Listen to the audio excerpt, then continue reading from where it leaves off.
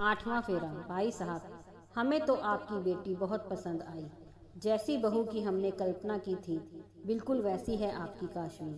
अपने बेटे के लिए लड़की देखने आई मधु जी लड़की यानी कि काशवी से मिलकर बोली। जी बहन जी, ये तो बहुत अच्छी बात है। अब काशवी की माँ तो है नहीं, सास के रूप में माँ मिल जाएगी इसे। बस आप लोग सक्षम बेटा से पूछ लो, उन्हें ये रिश्ता मंजूर हो तो बात आगे बढ़ाएं।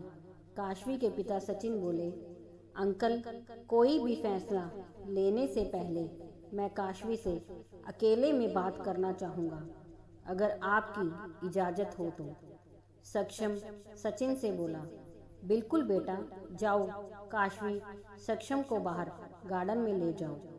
सचिन बोले तो काशवी सक्षम के साथ चल दी।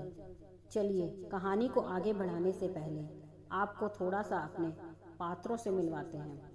सचिन जी काशवी और किंशुक के पिता, जिनकी पत्नी का कुछ साल पहले स्वर्गवास हो गया था। उन्होंने अपने बच्चों को खुद से पाला और उच्च शिक्षा के साथ साथ अच्छे संस्कार भी दिए हैं। काशवी MBA करके एक MNC फॉर्म में नौकरी करती है।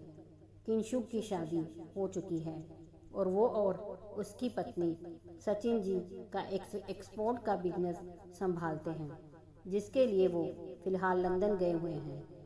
दूसरी तरफ सक्षम अपने माता पिता का इकलौता बेटा है जो सॉफ्टवेयर इंजीनियर है। अच्छी खासी नौकरी है। उसके पिता का अपना व्यापार है। कुल मिलाकर दोनों परिवार टक्कर के हैं। ये है दोनों परिवारों का संक्षिप्त परिचय। चलिए अब सक्षम और काशवी के पास गार्डन में चलते हैं। देखो काशवी, आप अपने भावी जीवन साथी में क्या चाहती हो वो मुझसे कह सकती हो। अगर मैं आपकी कसौटियों पर खरा उतरूं तभी आप हाँ बोलना। गार्डन में आ सक्षम बोला। सक्षम, मैं ज़्यादा कुछ नहीं चाहती, बस मेरे लिए मेरे पापा भाई भाभी सब कुछ हैं और मैं यही चाहती हूँ मेरा जीवन साथी उनको उतना ही मान सम्मान दे जितना अपने परिवार को देता है। काशवी ने अपने दिल की बात कही। बहुत अच्छी बात है ये तो कि आप अपने परिवार को इतनी अहमियत देती हैं। उम्मीद है शादी के बाद ससुराल पक्ष के लोगों को भी वही मान सम्मान देंगी। सक्षम बोला, जी बिल्कुल। काशवी बोली। कुछ और औपचारिक बातों के बाद दोनों बैठक में आ गए। दोनों बच्चों की हाँ होते ही रिश्ता पक्का कर दिया गया और शादी का मुहूर्त भी जल्द ही आ गया। फेरों और 7 वचनों की रस्म पूरी हुई। वर और कन्या अपना स्थान ग्रहण करें। 7 फेरे होते ही पंडित जी बोले, रुकिए पंडित जी, अभी 8वां फेरा और 8वां वचन बाकी है। सक्षम पंडित जी की बात सुनकर बोला।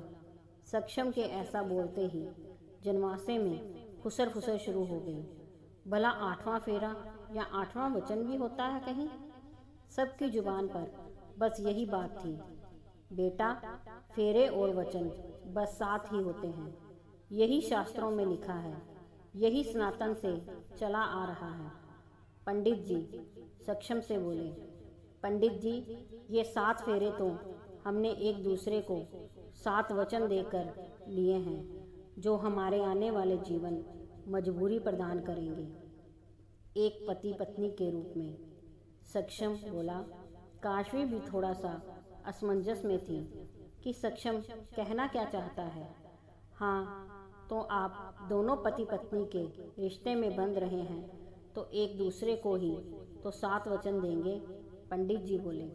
पंडित जी, हम पति पत्नी के रिश्ते में बंधने के साथ और भी कई रिश्तों में बंध रहे हैं।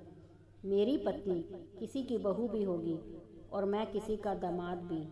तो मैं 8वां वचन अपनी पत्नी को ये देता हूँ कि जैसे तुम मेरे माँ बाप की सेवा करोगी, उनका ध्यान रखोगी, उनकी बेटी बनकर रहोगी, वैसे ही मैं भी तुम्हारे पिता का बेटा बनकर उनका ख्याल रखूँगा। साथ ही तुमसे ये वचन चाहता हूँ कि जीवन के किसी मोड़ पर तुम्हारे मेरे माता पिता से मतभेद भी हो तो भी मुझे उनसे अलग होने को या उन्हें वृद्धाश्रम में छोड़ने को नहीं कहोगी, ना उनसे दुर्व्यवहार करोगी। और अगर तुम्हारे पिता को कभी किसी मोड़ पर ज़रूरत हो तो वो अपने इस बेटे के पास बेझिझक आ सकते हैं। हमारा घर जितना हम सबका होगा उतना उनका भी होगा। क्या तुम इस अग्निकुंड को साक्षी मान मुझे ये वचन देकर 8वां फेरा लोगी? मेरे साथ सक्षम ने ये बोल काशवी से पूछा।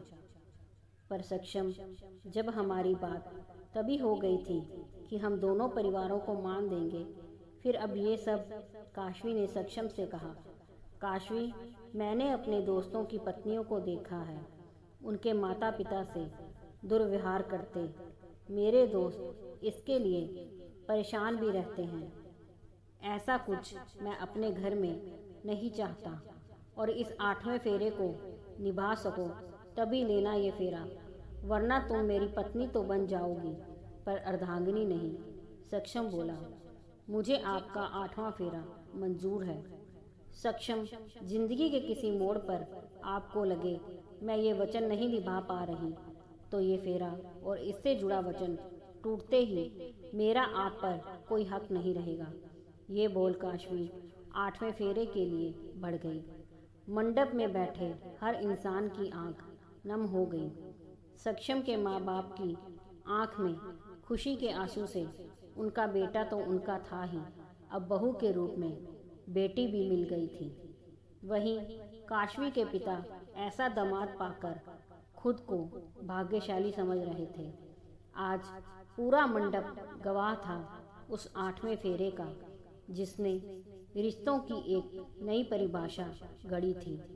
साथ ही केवल 2 दिल नहीं, 2 परिवारों को एक किया था। दोस्तों, अगर कहानी पसंद आई हो तो लाइक, सब्सक्राइब, शेयर ज़रूर कीजिए।